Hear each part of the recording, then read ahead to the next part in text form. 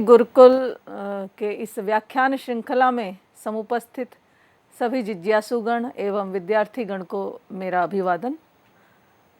हम इस ऑनलाइन व्याख्यान श्रृंखला में वैदिक वाङ्मय के एक बहुत ही महनीय उपनिषद का अध्ययन कर रहे हैं, ईशावास्य उपनिषद, और इसके 2 व्याख्यान पूर्व में हो चुके हैं, जिनमें हमने आत्मा की सर्वव्यापकता पर विचार किया विस्तार से और त्यागपूर्वक जीवन जीने की ओर प्रेरणा प्राप्त की, और उपनिषद शब्द के अर्थ को भी बहुत ही व्यापकता से हमने जाना था। तो अब उसी श्रृंखला में इस उपनिषद के द्वितीय मंत्र पर हम विचार करेंगे, जिसका विषय है शास्त्र विहित कर्मों की उत्तमता तथा तदनुसार आचरण। इस विषय पर हम ईशावास्य उपनिषद के इस मंत्र पर विचार करेंगे। तो आइए सबसे पहले मंत्र का उच्चारण करते हैं। ओम कुर्वन्नेवेह कर्माणि जिजीविषेच्छतं समः एवं त्वयि नान्यथेतोऽस्ति न कर्म लिप्यते नरे। अब इसका हम पदार्थ पे विचार करेंगे। सबसे पहले अन्वय। इह कर्माणि कुर्वन् एव जिजीविषेत्, मंत्र में आया इह, तो अब इसके क्रम को हम देख लेते हैं। इह कर्माणि कुर्वन् एव शतं समः जिजीविषेत्। दूसरी पंक्ति में एवं त्वयि इतः अन्यथा न अस्ति कर्म नरे न लिप्यते। अब इस त्वयि का अन्वय हम नरे के साथ भी कर सकते हैं। एवं त्वयि नरे कर्म न लिप्यते अन्यथा इतः न अस्ति। अब इसके एक एक शब्द का हम अर्थ देखेंगे। तात्पर्य है यह यानी इस संसार में कर्माणि कर्मों को कुर्वन करते हुए एव ही करते हुए ही शतम 100 समः वर्षों तक जिजीविषेत् जीने की इच्छा करे। मनुष्य इस संसार में कर्मों को करते हुए ही जीने की इच्छा करे। एवं त्वयि नरे त्वयि इतः अन्यथा न अस्ति। इस प्रकार से तेरे सम्मुख इसके अतिरिक्त कोई अन्य मार्ग नहीं है जिससे तू मोक्ष को प्राप्त कर सके। अथवा त्वयि नरे कर्म न लिप्यते, ऐसा करने से तुझ नर में कर्मों का लेप नहीं होगा, अशुभ कर्म लिप्त नहीं होंगे। तो ये मंत्र बहुत ही सुंदर भाव प्रदान करता है और इसमें कर्म योग के विषय में बहुत ही सुंदर विवेचन किया गया है। तो पहले जो हमने इससे पूर्व मंत्र को देखा था, ईशावास्यमिदं सर्वं यत्किंच जगत्याम जगत तेन त्यक्तेन भुञ्जीथाः मा गृधः कस्य स्विद्धनम। तो इसमें हमने संन्यास मार्ग की बात की थी, निवृत्ति मार्ग की बात की थी कि और त्याग भाव से जीवन निर्वाह करने की बात की थी।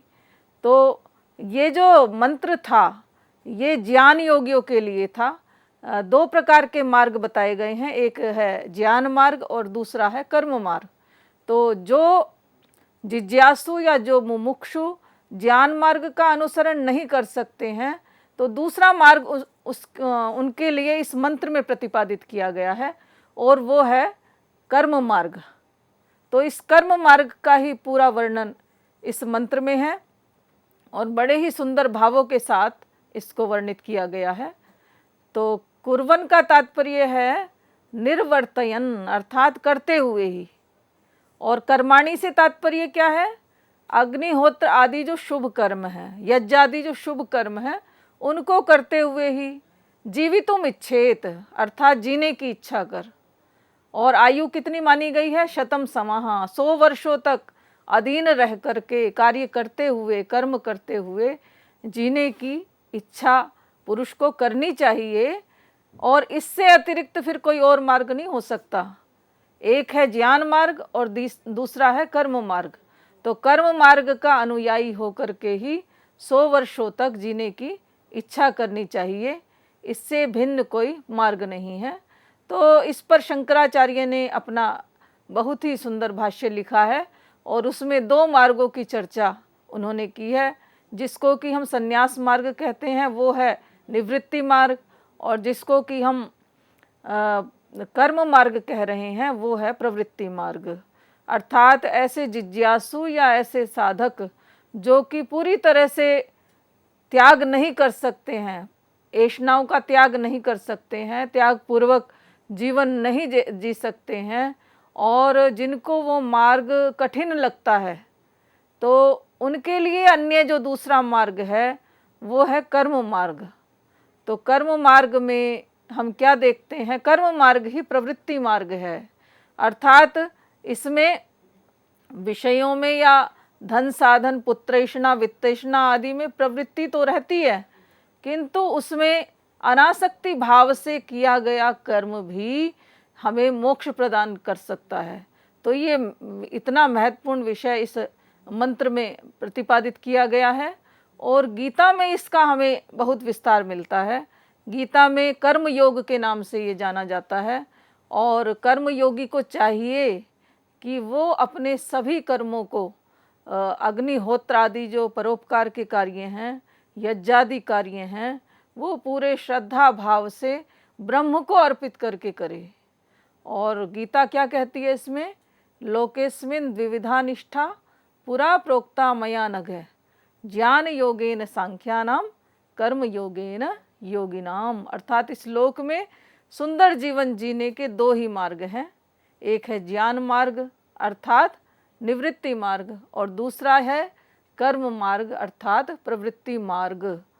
कर्मण्येवाधिका, इस ये जो पूरा भाव है कुर्वन्येवः कर्माणि के भाव को कर्मण्येवाधिकारस्ते माँ फलेषु कदाचन, माँ कर्मफल हेतुर्भु माते संगोस्त्व कर्मणि। इस सुंदर श्लोक में प्रतिपादित किया गया है कि हे मनुष्य, तू कर्मों को करते हुए ही जीने की इच्छा कर, अर्थात कर्म में ही तेरा अधिकार है, फलों की इच्छा मत कर, अनासक्ति भाव से कर्मों का निर्वहन कर। माँ कर्म फल हेतुर्भू, तू कर्म फल का हेतु मत बन। कर्म फल हेतु कब बनते हैं, कर्म फल का हेतु जो जन्म है, अर्थात ये जो संसार का आवागमन है, जन्म मरण है, ये हमें बंधन में डालता है। तो इस बंधन से मुक्त होने के लिए निष्काम भाव से यदि कर्म किया जाता है और ब्रह्म को अर्पित करके किया गया कर्म है, वो कभी भी कर्म फल का हेतु नहीं बनेगा।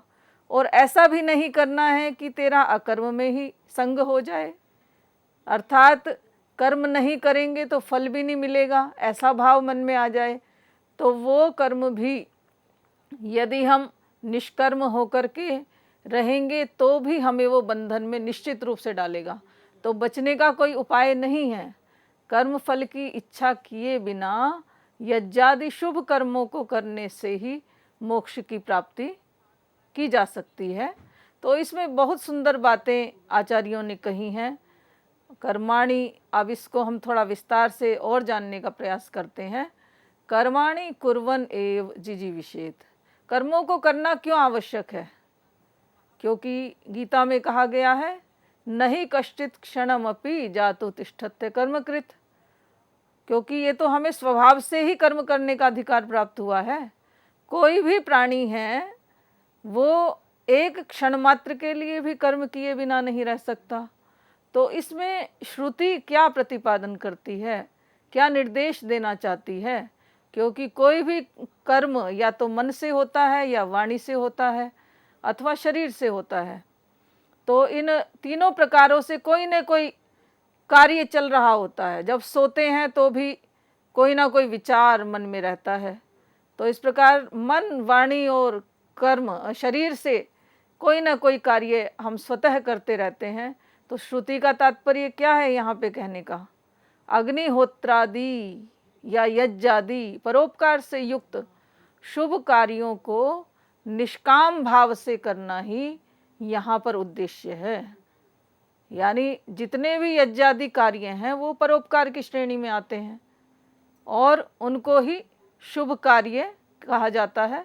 किंतु एक बात यहाँ पे विचार करने योग्य है, शुभ कार्य करते हुए भी यदि उसमें हमें पद की लालसा होगी, प्रतिष्ठा की लालसा होगी, धर्म के साथ जो हम अपने भावों को कामना युक्त कर लेते हैं, धार्मिक कार्य करते हैं, लेकिन हमें ये इच्छा रहती है कि इस कार्य को करने से हमें पद मिले, प्रशंसा मिले, सम्मान मिले, तो ऐसा कार्य कभी भी निष्काम कर्म की श्रेणी में नहीं आ सकता। वो शुभ तो है किंतु निष्काम भाव उसमें जागृत नहीं हुआ है, तो वो जो है बंधन में ही डालेंगे निश्चित रूप से।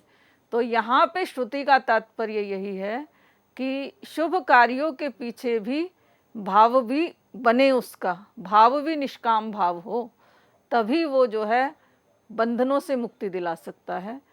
तो और कार्यों का यदि वर्गीकरण देखें तो योग दर्शन में शुभ कम कार्य, अशुभ कार्य, मिश्रित कार्य और हम इनको सकाम और निष्काम भाव से, निष्काम भेदों से जान सकते हैं। इसका जैसे कि सकाम कर्म किसे कहते हैं, सकाम कर्म में हम सांसारिक सुख भोगने का जो प्रयोजन रखते हैं, भौतिक जो ऐष्णाएँ हैं हमारी, पुत्रैष्णा, वित्तैष्णा और लोकेष्णा, तो भौतिक पदार्थों से सुख की प्राप्ति की अभिलाषा उसमें रहती है, जैसे कि धन है, पद है, प्रतिष्ठा है और पुत्र परिवार आदि। किंतु निष्काम कर्म में ईश्वर प्राप्ति हेतु या ईश्वर को समर्पित भाव से ही सब कार्य किए जाते हैं। उसमें हमें जो भी सुख साधन मिलते हैं या भौतिक संपदा मिलती है, वो एक तो अपने पुरुषार्थ की होती है, गलत कार्यों को करके वो अर्जित की हुई नहीं होती है, और उसमें भाव भी क्या होता है, जो मिला ईश्वर की कृपा से मिला और उसी को समर्पित करना है। यह धन किसका है, ईश्वर का ही है, ईश्वर की कृपा से ही मिला है। तो भाव क्या होना चाहिए, ब्रह्मार्पणम ब्रह्म हविः ब्रह्माग्नौ ब्रह्मणाहुतम ब्रह्मैव तेन गंतव्यम ब्रह्म कर्म समाधिनाम। तो इस प्रकार से कर्म योग के साधक को ये भाव रखने चाहिए। और भी इसके विषय में गीता के 12वें अध्याय में बहुत सुंदर विवेचन मिलता है। यत् करोषि यदस्नासि यज्जुहोसि ददासि यत् तपस्यसि कौन्तेय तत्कुरु मदर्पणम। तो जो भी कार्य हमारा हो ईश्वर को अर्पित करके हो और भाव उसमें सुंदर हो, क्योंकि कोई भी कार्य जब हम पूरे मनोयोग से करते हैं, पूरे सामर्थ्य के साथ करते हैं, तो उसका कोई ना कोई परिणाम हमें अवश्य मिलता है। तो वो केवल ईश्वर पे छोड़ दीजिए, आपका अधिकार केवल कर्म करने में है। तो इतना सुंदर संदेश हमें इस मंत्र के माध्यम से मिलता है। और इस मंत्र में आया शतम समाह, 100 वर्षों तक प्रायः करके मनुष्य की आयु को निर्धारित किया गया है। ऐसा नहीं है कि 100 वर्ष निश्चित ही हैं, पर कुछ एक सीमा तो बांधनी थी, तो 100 वर्ष जो है इसका निर्धारण प्रायः कर दिया जाता है। तो उसमें हमें वेद में एक बड़ा सुंदर मिलता है। हम कामना करते हैं, पश्येम शरदः शतम जीवेम शरदः शतम शृणुयाम शरदः शतम प्रब्रवाम शरदः शतम अदीनास्याम शरदः शतम। तो ये इतने सुंदर भाव हमें वेदों में मिलते हैं कि हम देखते हैं कि 50 की आयु के बाद ही हम शिथिल हो जाते हैं और पूरी तरह से पराश्रित हो जाते हैं। तो लेकिन ये मंत्र विशेष क्यों है, इसमें 100 वर्ष तक अधीन रह करके, दूसरे के अधीन न रह करके, अपनी सारी इंद्रियों से स्वयं कार्य करते हुए जीवन जीने की इच्छा को व्यक्त किया गया है। तो शतम समाह यहाँ पे आदर्श वाक्य है। न कर्म लिप्यते नरे। अब यहाँ ये बड़ा सुंदर इसमें भाव है और ये इस मंत्र का सार है। यज्ञादि कार्यों को करते हुए, परोपकार आदि कार्यों को करते हुए फल क्या होगा, तो उसके फल के लिए कहा न कर्म लिप्यते नरे। ऐसा करने से मनुष्य या नर कभी भी कर्मों में लिप्त नहीं होगा। तो यहाँ पे नरे शब्द का प्रयोग किया गया है। तो नर शब्द का यहाँ पे विशेष प्रयोजन ये है, इस शब्द को के साथ इसको श्रुति में बोलने का, न रमते विषयसु इति नरः है। आचार्यों ने व्युत्पत्ति क्या की है? नर उसको कहना चाहिए जो कभी भी विषयों में रमण नहीं करता है। विषय होते हैं, आसक्ति होती है, किंतु उसमें वो लिप्त नहीं होता है। तो इस कारण से नर उसको कहा जाता है। तो हम इसकी व्युत्पत्ति दो प्रकार से, इसका जो शब्द निष्पत्ति है, हम इसको नए समास करके और रम धातु से ड प्रत्यय करने पर हम नर शब्द को सिद्ध कर सकते हैं। और दूसरी प्रकार से नृ नये, इस धातु से भी नर शब्द को सिद्ध किया जाता है, जिसका तात्पर्य होता है जो ले जाता है, जो नेता होता है, वो नर कहलाता है। तो तात्पर्य क्या हुआ इस भाव का? तो तात्पर्य है, अशुभ कर्मों को करने से व्यक्ति में जन्म मरण का बंधन आता है। अशुभ कर्मों को करने से कर्मों का लेप होना, यही अशुभ कर्मों का बंधन है। तो यही कर्मों में लिप्त होना है, इसी को बोलते हैं कर्मों में लिप्त होना। कर्म करने से ही क्या होते हैं, जैसे ही व्यक्ति कर्म करता है, शुभ या अशुभ, तो तुरंत उसका कर्माशय का निर्माण हो जाता है। उसका कर्म फल जो है तभी प्रारंभ हो जाता है, चाहे वो कर्म का फल इस जन्म में मिले, चाहे वो आगे आने वाले जन्मों में मिले। तो ये व्यवस्था हमारे भारतीय संस्कृति का प्राण है। कर्म फल की व्यवस्था में वो विश्वास करते हैं, और पुनर्जन्म में, तो उस सिद्धांत पर आधारित है ये कर्म फल। तो कर्म करने से क्या होता है, हमारे संस्कार बनते हैं, वासनाएं बनेंगी, और उसमें पुण्य कर्मों की हमें प्राप्ति होगी। और उसके कारण से हमें क्या होगा, जाति, आयु और भोग। जाति का तात्पर्य क्या है, जन्म, कितना जन्म हुआ, कितने काल के लिए हुआ, और जन्म होगा तो जन्म जो है, जन्म होते ही बंधन हो गया। आयु कितनी देनी है, और भोग, कर्मानुसार भोग किस प्रकार के होंगे। तो जाति, आयु और भोग की प्राप्ति हमें कर्माशय के, कर्म फलों के कारण से प्राप्त होती है। तो कर्मों में लिप्त नहीं होना है, अर्थात श्रेष्ठ कार्य करने हैं। तो उपर्युक्त शास्त्र विहित कर्मों को ही अनासक्ति भाव से करने का नाम ही तात्पर्य क्या हुआ, वही तो लेप न होना है। और गीता में श्री कृष्ण बड़ा सुंदर इसके विषय में कहते हैं कि ये हम कैसे जाने कि कर्मों का लेप नहीं होगा, किन कर्मों को करने से कर्म लिप्त नहीं होंगे, कर्म बंधन में नहीं डालेंगे। तो एक ही सुंदर श्लोक में उन्होंने प्रतिपादन किया, यज्ञार्थात कर्मणोन्यत्र लोकोयम कर्म बंधन है। अर्थात यज्ञ के अतिरिक्त जितने भी कर्म हैं वो सभी बंधन में डालने वाले हैं। यज्ञ का तात्पर्य बहुत विशाल है, बहुत व्यापक है। यज्ञ का जितने भी परोपकार के कार्य हैं, सेवा है, धर्म के कार्य हैं, यदि उनमें भावना भी अच्छी होती है तो वो क्या होते हैं, बंधन के कारक नहीं होते हैं। इसके अतिरिक्त जितने कार्य हैं, या फिर अच्छे कार्य भी जो सकाम भाव से किए जा रहे हैं, वो सब बंधन में डालने वाले हैं। तदर्थम कर्म कौन्तेय मुक्त संग समाचर। इसलिए हे कौन्तेय, तो मुक्त भाव से, निष्काम भाव से कर्मों को कर। महर्षि दयानंद इसमें बहुत सुंदर विचार अपने रखते हैं, और वो कहते हैं कि कर्म से मुक्ति कैसे संभव है, श्रेष्ठ कार्यों से मुक्ति कैसे संभव है। क्योंकि इसमें ज्ञान योग जैसा तो योग नहीं है कि ज्ञान प्राप्त करके और समाधि लगा करके सभी ऐष्णाओं का त्याग करके आप मोक्ष की प्राप्ति करो। तो कहा कि कर्म योग भी एक मार्ग है मोक्ष प्राप्ति का। और उन्होंने कहा, यथा यथा मनुष्य है सुकर्मसु चेष्टते तथा तथैव पाप कर्म तो बुद्धि निवर्तते। अर्थात जैसे जैसे मनुष्य अच्छे कर्मों में लगता है, निष्काम भाव से कर्मों को करता है, वैसे वैसे ही उसकी पाप कर्म से जो है वो विरति हो जाती है। पाप कर्मों के प्रति जो है उसकी विरक्ति हो जाती है और उसकी बुद्धि पवित्र और निर्मल हो जाती है। बुद्धि पवित्र होते ही वो क्या है, निवृत्ति मार्ग का भी अनुसरण कर लेता है। तो इस प्रकार से ये मंत्र कर्म योग के साधकों के लिए बहुत ही उत्तम संदेश देता है और लगातार हमें ऐषणा रहित और निष्काम भाव से कर्म करने से राग द्वेष की शिथिलता होती है और ऐषणा त्रय की शिथिलता होती है, जिससे कि कर्म जो है बंधन का कारण नहीं होते हैं।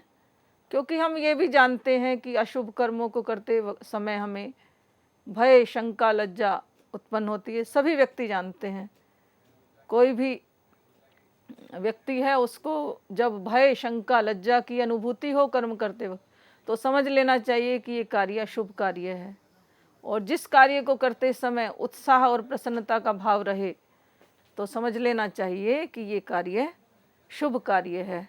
तो इस प्रकार से बहुत ही सुंदर संदेश इस मंत्र के माध्यम से हमें मिलता है, जो कि जीवन का सार है। धन्यवाद।